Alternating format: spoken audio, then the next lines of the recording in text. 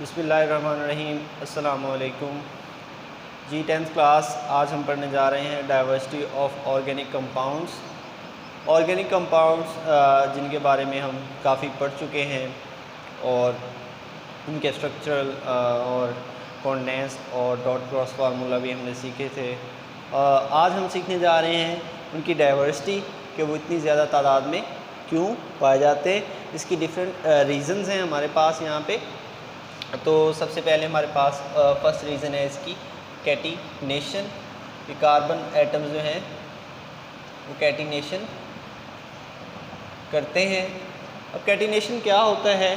Catenation carbon की वो property है जिसमें वो बहुत ज़्यादा लंबी लंबी चेन्स बनाता है और 2, 3, 4, 5, 6, 7 इस तरह बहुत ज़्यादा कार्बन के साथ वो बॉन्ड्स बना रहा होता है और कैटिनेशन कर रहा होता है। मिसाल के तौर पर इस तरह है हमारे पास कि कार्बन एटम दूसरे कार्बन एटम्स के साथ मिलकर काफ़ी लंबी चेन्स बनाता है। ये 4 कार्बन वाली चेन है। इसके अलावा भी रिंग्स भी बना सकता है, जैसे बेंजीन रिंग होता है।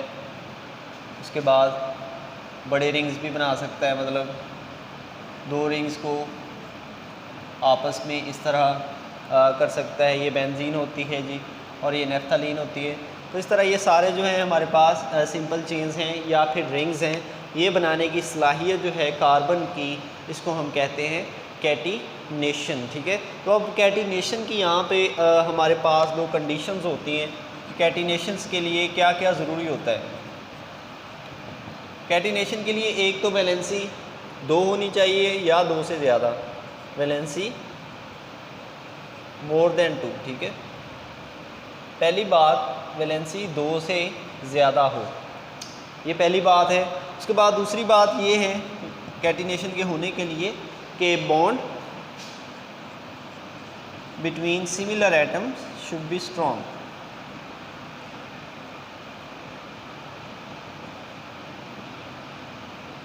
एटम्स, सिमिलर एटम्स जो हैं उनमें जो बॉन्ड है वो स्ट्रॉन्ग होना चाहिए। किससे? ऑक्सीजन एटम से। Would be stronger than with oxygen. तो ये 2 बातें जी कैटिनेशन के लिए जो ज़रूरी है हमारे पास, कि अगर कोई एटम जो है वो कैटिनेशन शो करता है तो एक तो वैलेंसी उसकी 2 से ज़्यादा होनी चाहिए और दूसरे नंबर पर उसकी जो बॉन्ड है आपस में वो ज़्यादा स्ट्रॉन्गर होने चाहिए ऑक्सीजन के साथ। अब अगर उनका कंपैरिजन किया जाए तो कार्बन का जो आपस में बॉन्ड होता है हमारे पास, उसकी जो है कार्बन और कार्बन के बॉन्ड की एनर्जी हमारे पास इतनी होती है 355 किलो जूल पर मोल। मतलब क्या है कि वो एक स्ट्रॉन्ग बॉन्ड होता है। और अगर आप कार्बन का ऑक्सीजन के साथ बॉन्ड बनवा दें तो वो हमारे पास नियरली 220 किलो जूल पर मोल होता है। ये ऑक्सीजन के साथ इतना स्ट्रॉन्ग बॉन्ड नहीं बनाता कार्बन, लेकिन कार्बन के साथ बहुत स्ट्रॉन्ग बॉन्ड बनाता है। तो ये थी हमारी कैटिनेशन। कि कैटिनेशन जो है लंबी चेन्स बनाना और रिंग्स बनाना, और उसके लिए कंडीशंस क्या हैं कि वैलेंसी 2 से ज़्यादा हो या 2 हो, या और दूसरी बात जो है आपस में उनका बॉन्ड स्ट्रॉन्ग हो, ऑक्सीजन से ज़्यादा स्ट्रॉन्ग हो। ऑक्सीजन वाला बॉन्ड जो है उसकी कम एनर्जी है और कार्बन वाले बॉन्ड की एनर्जी ज़्यादा है, मतलब वो क्या है हमारे पास एक स्ट्रॉन्ग बॉन्ड होता है। उसके बाद अगली जो हमारे पास यहाँ पे कंडीशन है इसकी सेकंड, वो यहाँ पे हमारे पास आइसोमरिज्म होती है। लेकिन उससे पहले हम सिलिकॉन का बिहेवियर देखते हैं। यहाँ पे आपकी बुक में जो दिया हुआ है सिलिकॉन बिहेवियर, कि सिलिकॉन कैसे करता है। सिलिकॉन जो है हमारे पास वो भी कार्बन एटम की तरह उसकी वैलेंसी भी 4 होती है, सेम जैसे कि कार्बन की होती है वैलेंसी 4, इसी तरह इसकी वैलेंसी भी 4 होती है। लेकिन ये कैटिनेशन शो नहीं करता, क्योंकि जो सिलिकॉन है उसका अगर सिलिकॉन के साथ बॉन्ड बनवाया जाए तो वो 200 किलो जूल पर मोल उसकी एनर्जी होती है, तो कोई इतना स्ट्रॉन्ग बॉन्ड नहीं होता। लेकिन अगर कार्बन और कार्बन का बॉन्ड बनवाया जाए तो मैंने पहले ही लिखा है 355 किलो जूल पर मोल उसकी एनर्जी होती है। उसके बाद बात करता है यहाँ पे आपकी बुक के अंदर कि अगर कार्बन और ऑक्सीजन का बॉन्ड बनाया जाए तो वो इतना कोई स्ट्रॉन्ग नहीं है, जैसे मैंने 220 लिखा नहीं है, इतनी होती है, ठीक है, 200 भी हो सकती है। और उसके बाद जो हमारे पास अगर सिलिकॉन का ऑक्सीजन के साथ बनवाया जाए तो ये काफ़ी ज़्यादा एनर्जी होती है, 375 किलो जॉल पर मोल। तो अब देखें यहाँ पे इस डिस्कशन से हमें क्या पता चल रहा है कि अगर सिलिकॉन और सिलिकॉन का बॉन्ड बनवाया जाए हमारे पास तो वो कोई इतना स्ट्रॉन्ग बॉन्ड नहीं होता और इसीलिए सिलिकॉन कैटिनेशन शो नहीं करती। उसके बाद कार्बन कार्बन कैटिनेशन इसलिए शो करती है क्योंकि स्ट्रॉन्ग बॉन्ड बनाती है, लंबी चेन बना सकती है, चेन्स को कंजर्व रख सकती है, रिंग्स बना सकती है। अगर कार्बन और ऑक्सीजन का बने तो वो इतना स्ट्रॉन्ग बॉन्ड नहीं होता, मतलब कार्बन ऑक्सीजन के साथ ज़्यादा कंपाउंड नहीं बना रहा होता है, लेकिन सिलिकॉन ऑक्सीजन के साथ ज़्यादा बॉन्ड बना रहा होता है सिलिकेट्स और सिलिका की शक्ल में। तो इसलिए सिलिकॉन कैटिनेशन शो नहीं करता क्योंकि वो आपस में स्ट्रॉन्ग बॉन्ड नहीं बनाता। कार्बन कैटिनेशन शो करता है क्योंकि वो आपस में बहुत स्ट्रॉन्ग बॉन्ड बना रहा होता है।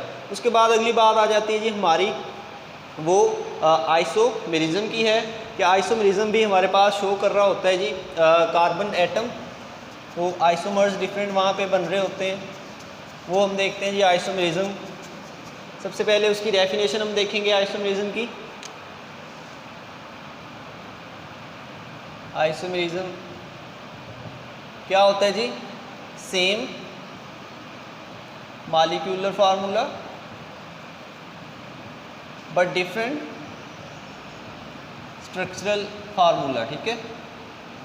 अगर कोई मॉलिक्यूल आपके पास ऐसे हों जिनका मॉलिक्यूलर फार्मूला तो सेम हो लेकिन स्ट्रक्चरल फार्मूला डिफरेंट हो तो उनको आइसोमर्स कहते हैं।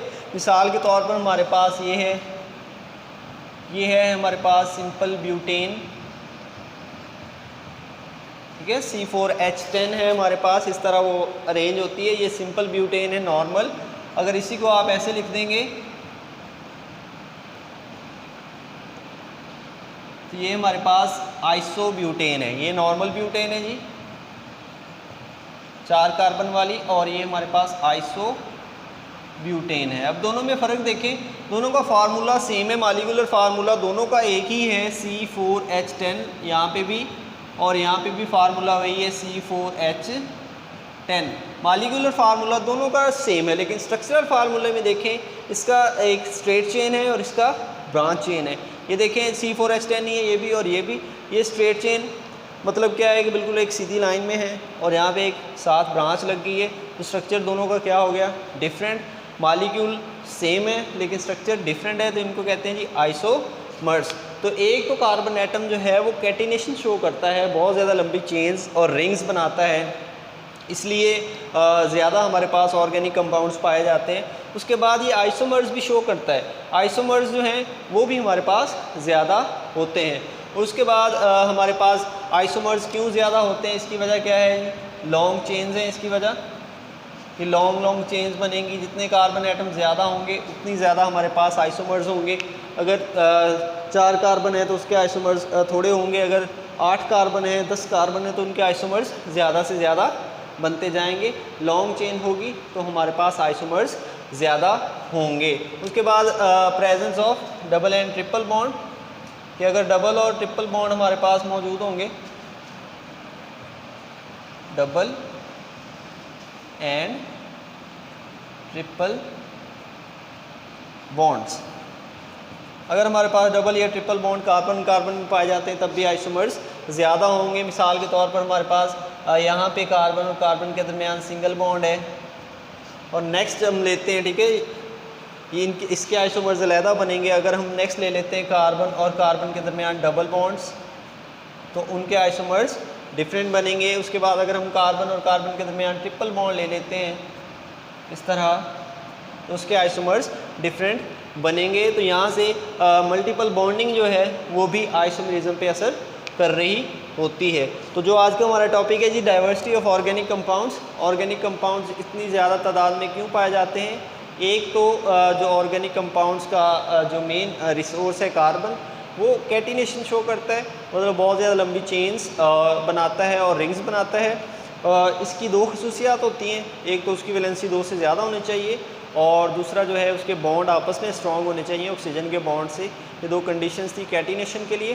उसके बाद हमने सिलिकॉन का बिहेवियर पढ़ा कि वो कैटिनेशन क्यों नहीं शो कर रहा होता। वो इसलिए शो नहीं करता क्योंकि उसका आपस में बॉन्ड इतना स्ट्रॉन्ग नहीं होता। ऑक्सीजन के साथ बॉन्ड उसका स्ट्रॉन्ग होता है, उसके साथ वो ज़्यादा जो है कंपाउंड्स दे रहा होता है, लेकिन अपने आप के साथ वो लंबी चेन नहीं बनाता। लेकिन कार्बन उसके बरक्स है, वो लंबी चेन आपस में बनाता है, ज़्यादा बॉन्ड स्ट्रॉन्ग होता है कार्बन और कार्बन के दरमियान, लंबी चेन बना लेता है, स्टेबल रहता है, रिंग्स बना लेता है, स्टेबल रहता है। इसलिए हम कार्बन को कैटिनेशन की कैटेगरी में लेते हैं। उसके बाद आइसोमरिज्म है कि इसके मॉलिक्यूल्स के फार्मूलाज जो हैं वो सेम होते हैं मॉलिक्यूलर, लेकिन स्ट्रक्चरल डिफरेंट होते हैं। यहाँ पे मैंने एक C4H10 की एग्जांपल दी है कि यहाँ पे स्ट्रेट चेन है, यहाँ पे ब्रांच चेन है। उसके बाद